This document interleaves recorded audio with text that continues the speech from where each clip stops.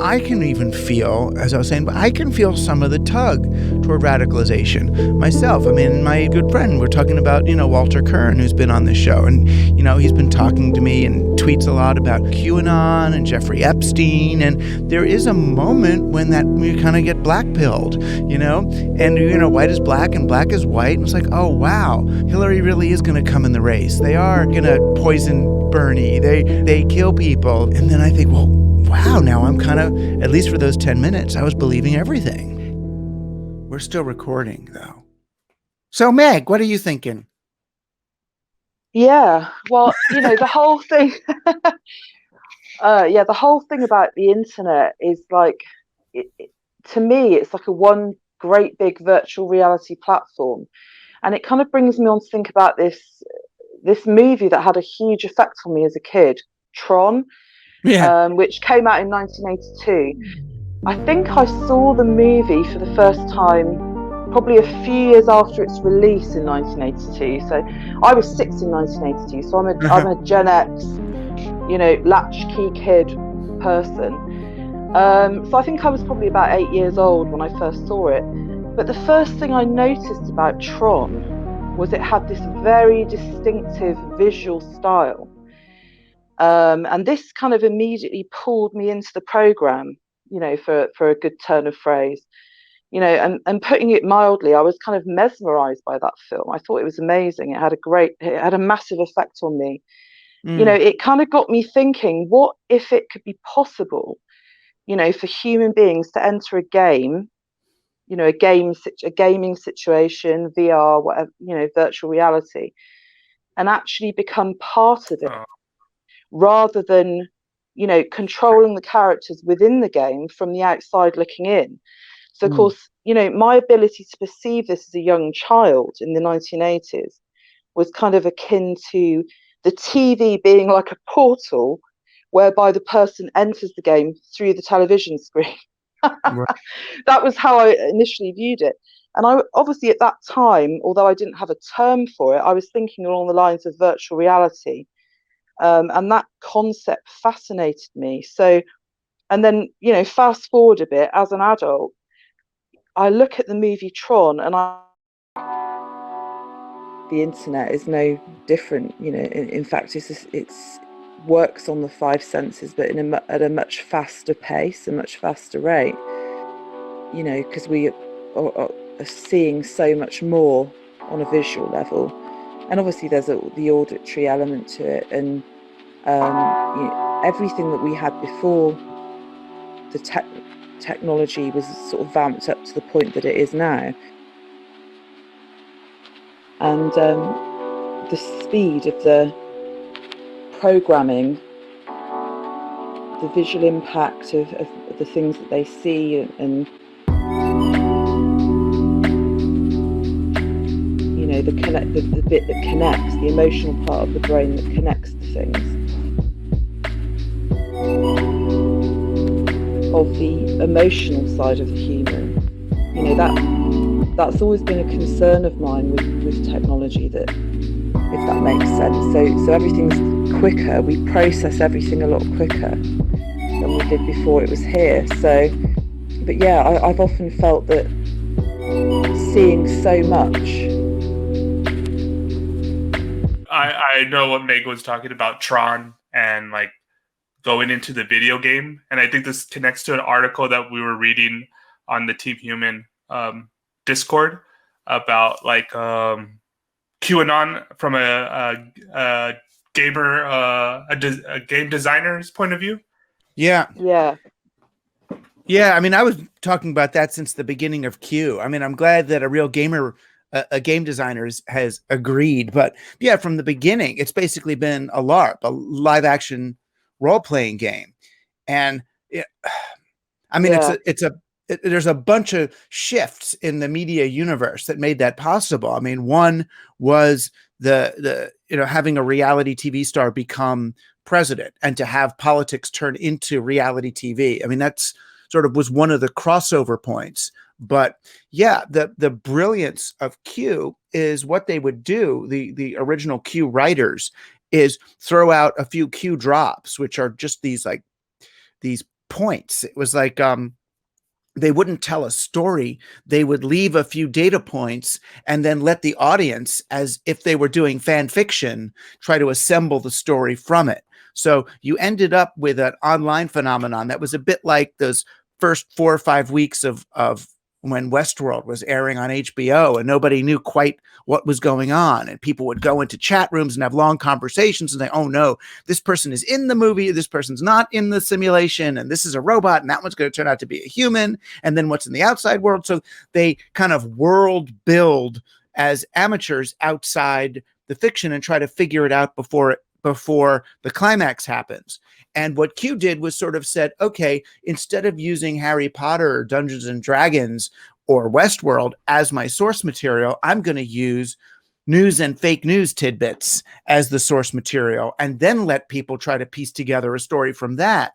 But what it led to was this tremendous desire for people to make ultimate sense of what's going on, which is such a sweet human urge. That what is it all? When does it end? What does it mean? Who's in charge? Who's the bad guy? Who's the good guy? And when will the story reach its climax and God comes down and saves us all and the thing happens and all the pederasts are exposed and all the bad go to hell and the good go to heaven? And it's like, sorry, but that's the narrative. That's the story ending climax thing you just don't get in the real world. There is no thing. There's no, there's no eschatology to it. It's not, you're not going to get to it.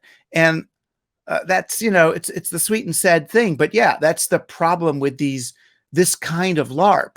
In a great LARP, a great fantasy role-playing game, the great Dungeons and Dragons game, the people who know how to do it, they play it like an infinite game. You realize the point is not to get to the end. The point is to keep the game going. That's the sustainable, beautiful, that was the lesson I got anyway from it. And what we're seeing instead is this is why they didn't want us playing Dungeons and Dragons, because we couldn't handle it. They were scared we were going to become, whatever the 1970s equivalent of crazy LARPing alt-right, triumphalists is. It's set and setting. Again, it's all about this, the same old stuff you're talking about at the beginning.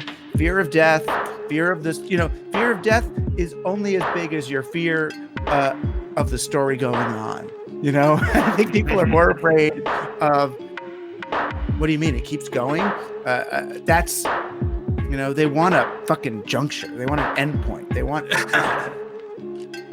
they want a fucking juncture. They want an endpoint. They want,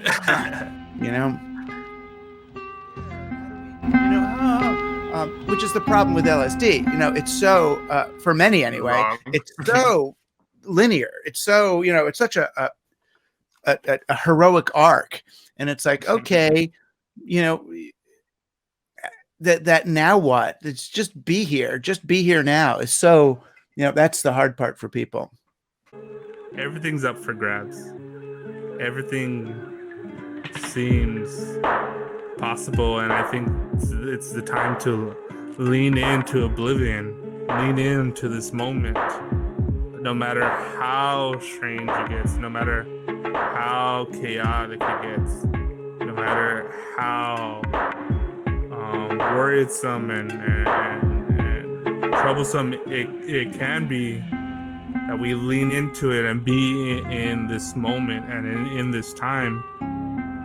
Physical room, you're already in the Imaginarium because it's in your brain. That's the thing, you can create in your brain. That was the whole irony of that situation, when we initially planned it.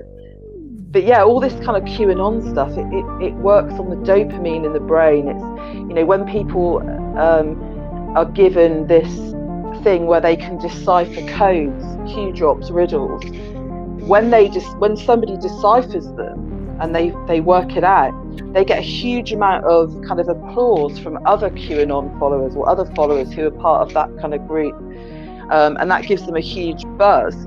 And also, kind of unknowingly, they are creating the story as opposed to deciphering what we would term as truth, what's actually the truth. So they're actually creating the story as they go along. My view is that with QAnon, it's a kind of almost like, this is my personal view on it, perspective that it's a huge human experiment where lots of data can be collected on human behaviour, and obviously that's much the way the internet is anyway. You know, it's all about collecting data and information, and if you're somebody that is constantly looking at certain things, like it might be that you want to lose weight or you want to go on a diet, and then all of a sudden, as if by magic, all these videos and information is coming into your feed that's relevant to your thought process and what you want to do. Yeah, and it's obviously addictive.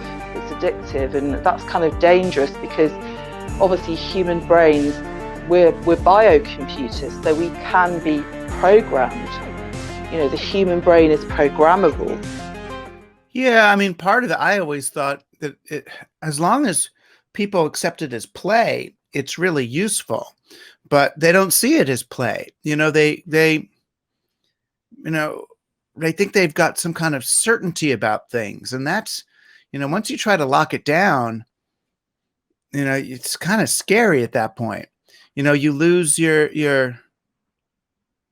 lose it all. You know, and it's a shame. You know, it's a shame that, for me anyway, that these tools. I thought not just the internet, but even, you know, fantasy role playing and collective improvisation and the yes and style of narrative creation, that all of those would engender a kind of an openness and a weirdness. And I guess what these people really needed was Robert Anton Wilson. You know, that would have helped them see that, oh, you know, be universally agnostic, you know, get, you know, everything is like, okay, you know, if you listened to Art Bell, he was a great, you know, had a great conspiracy radio show. And the beauty of it was he would let everybody talk, and he would, you know, be open and fun and inviting of the weirdest ideas. And it made it a wonderful play space rather than like this, what's his name? Alex Jones or somebody about, oh, this is real. They're drugging the frogs to make them gay because Democrats want gay frogs. And, you know, it's like, oh, they my smell God. like sulfur. Yeah.